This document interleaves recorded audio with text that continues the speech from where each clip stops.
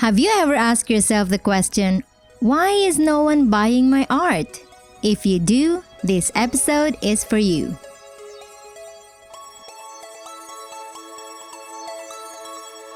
Hey there! I'm Maida Leon, and my mission is to help creatives like you translate what you love to do into a highly profitable income. I'm a mom of 3 who began as a lettering artist and grew it into a 6-figure business. If I made it possible, so can you. Every week, we'll dive deep into topics like building your confidence, getting comfortable talking about money, and nurturing your passion while juggling life and family. So if you're an ambitious creative who wants to craft the life you love, get cozy, feel at home, and listen to the Confident Creator Show.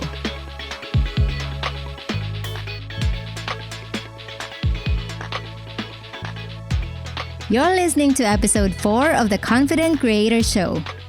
We have a pretty interesting topic today, and I know so many people have been wanting to hear about this. So, grab a cuppa and let's get started.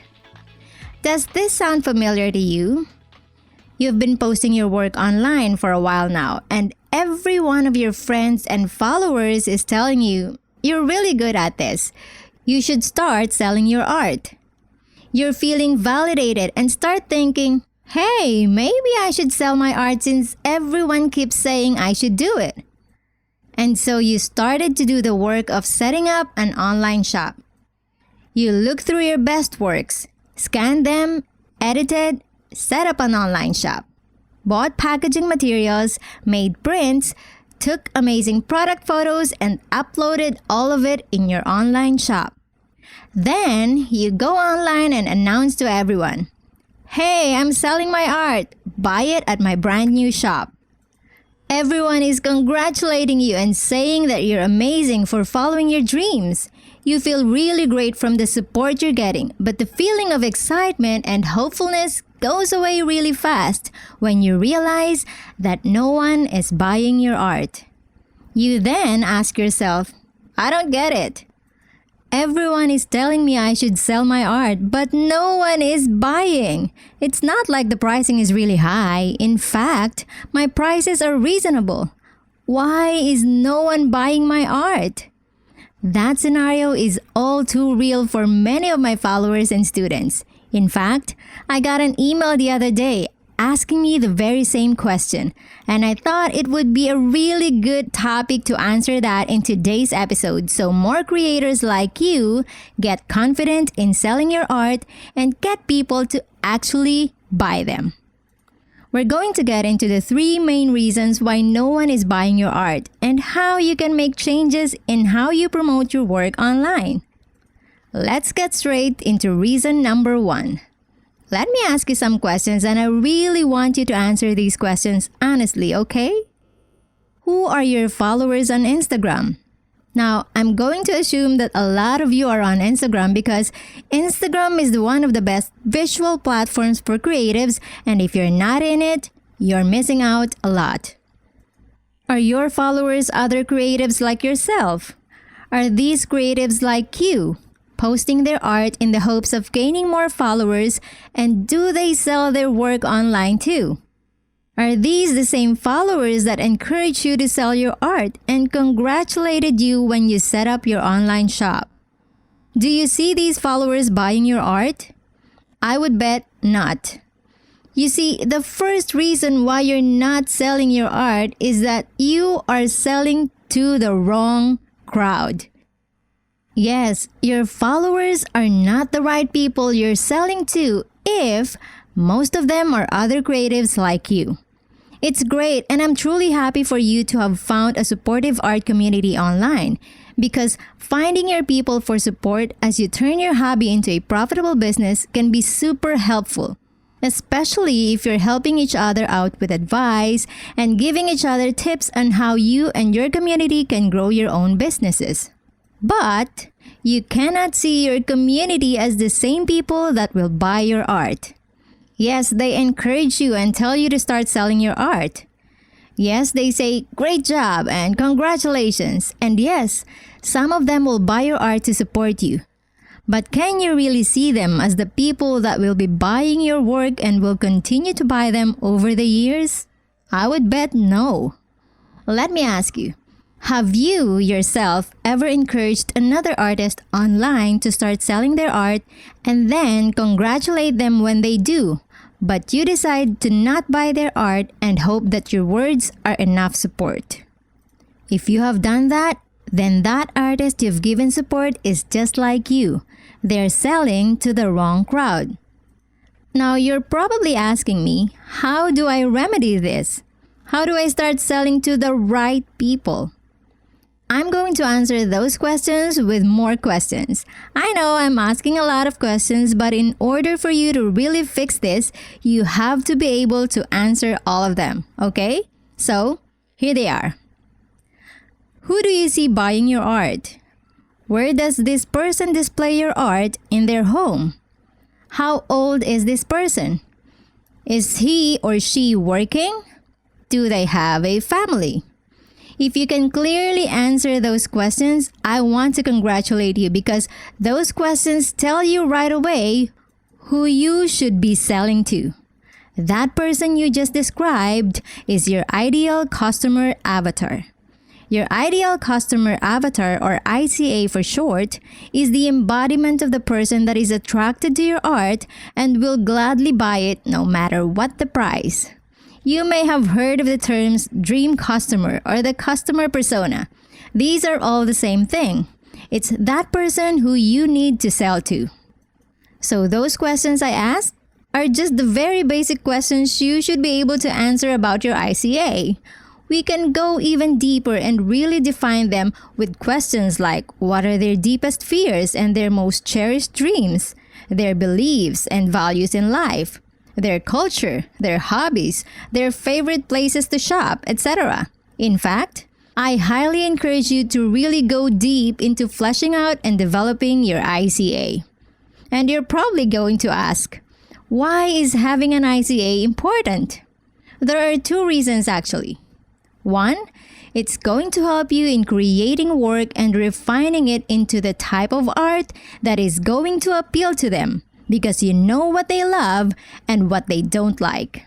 And two, when you know who they are, what they like, and where their community is online, you'll know how and where to find them. Now, if you're still having some objections as to why you only need to sell your work to this particular ICA, let me ask you, what's your favorite art material? Is it a particularly expensive brand of paper? Or a brand of brush that is handmade with every bristle hand-selected and trimmed? Do you see that brand trying to sell their really pricey paper or brushes to schools or art teachers for, let's say, middle schoolers? Or do you see them selling it to artists looking for high-quality materials? Now, what if you saw two advertisements? One that says, quality watercolor paper for everyone, and the other one that says, 100% cotton watercolor paper that is artist grade so your work lasts forever. Which one would you gravitate to? The one that is targeting everyone with their vague messaging, or the one that is targeting artists specifically? Likewise, if a school teacher is out buying art supplies for class and sees durable and affordable paintbrushes for students sold in bulk, versus the one that says, high-quality handmade brush with every individually bristled, carefully selected by our trained brush makers, which would she buy? When you target everyone, you target no one. That's why it's really important to know who your ideal customer is. That way, you are able to talk to them, create art, and write messages that speak to them. When I first started out in creating hand lettering pieces, my ideal customers were women with children determined to work hard to earn additional income from doing what they love. And it was always them in mind every time I create something new or I post something about my family and work. That's why my lettering pieces connected with them, because I'd create artwork that spell out the truths about motherhood, raising children, and motivational phrases and quotes. things that appealed to my ICA. When I did that, I attracted these women and mothers to buy my art. Another key thing I did was using the right hashtags to get found on Instagram. That's how most women, my ideal customers, found me. I used hashtags related to motherhood and other hashtags that they use, but of course, making sure that my hashtags are always relevant to my posts. Are you using the right hashtags on Instagram to get found? I bet you use hashtags that are related to the art community and lettering, and not the tags that your ICA is using. Don't worry, it's a common mistake and it's something you can easily start correcting today. So let's go back to your ICA. Let's say you're selling motivational prints. You might want to start targeting people who are into decorating their homes and workspaces, and use hashtags relevant to their specific needs like hashtag home decor or hashtag pretty homes. And what if your ideal customers are women who are into conscious living? They're probably using hashtag slow living or hashtag live authentic.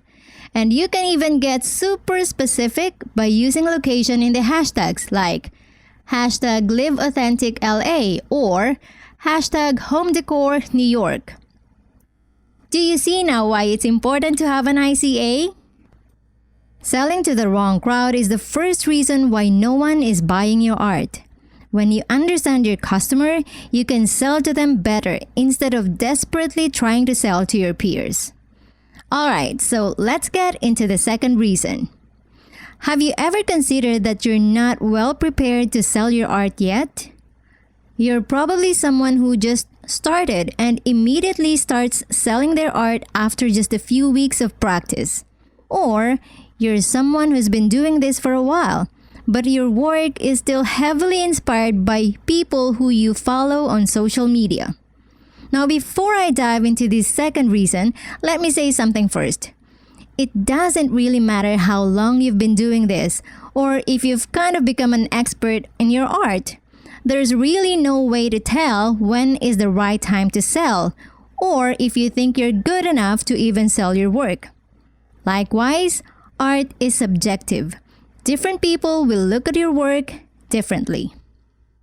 Now, I know and understand that it's exciting to think about making a profitable business doing the thing you love. But jumping on selling too soon can be an issue too. You need to continue to grow and hone your craft. And at the same time, you need to build a solid online presence. You can't sell if people don't know about you. I get that it's frustrating, but there's no such thing as an overnight success. You need to show up first so that the right people will take notice. Let me say that again. You need to show up first so that the right people will take notice. While you're trying to hone your skills or improve your style, share more of your work on social media. Use the free platforms available for you to target the people you want to sell your art to. Now, here's the kicker. Showing up takes a lot of work and time. It's not going to be easy, my friend, but you need to have a lot of patience. You can't just rush into it.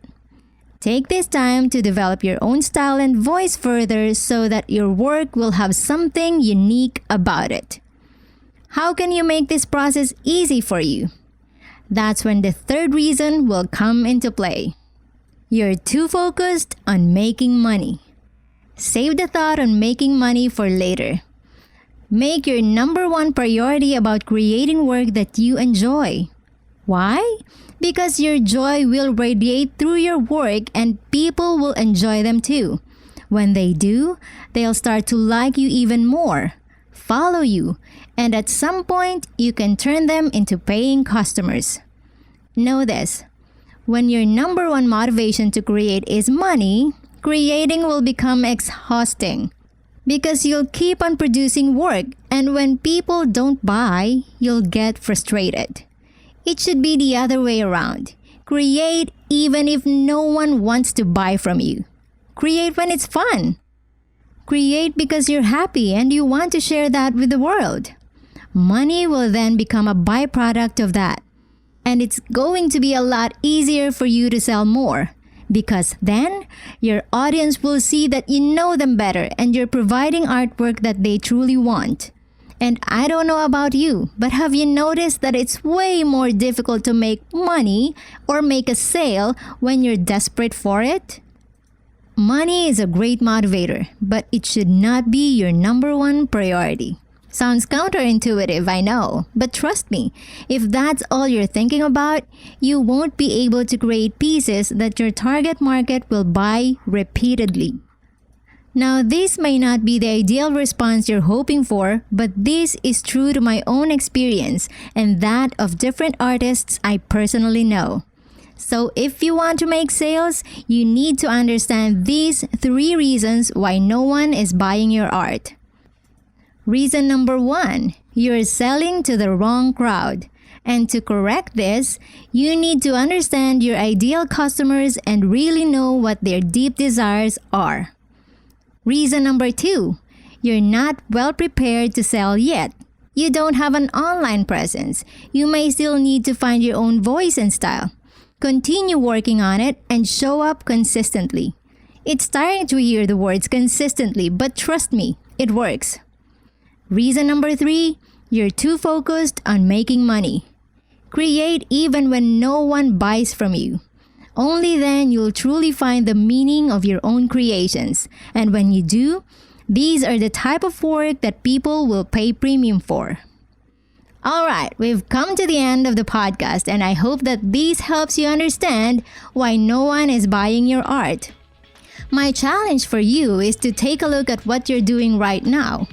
See if any of the reasons I shared today applies to you and make the adjustments you need to make in your processes and business. Remember though, the fruits of these actions won't magically appear overnight. Be patient and work at it. Try and implement some of the corrective actions we talked about. Let me know if that helps. Send me a DM on Instagram and tell me about it. I'd love to hear from you.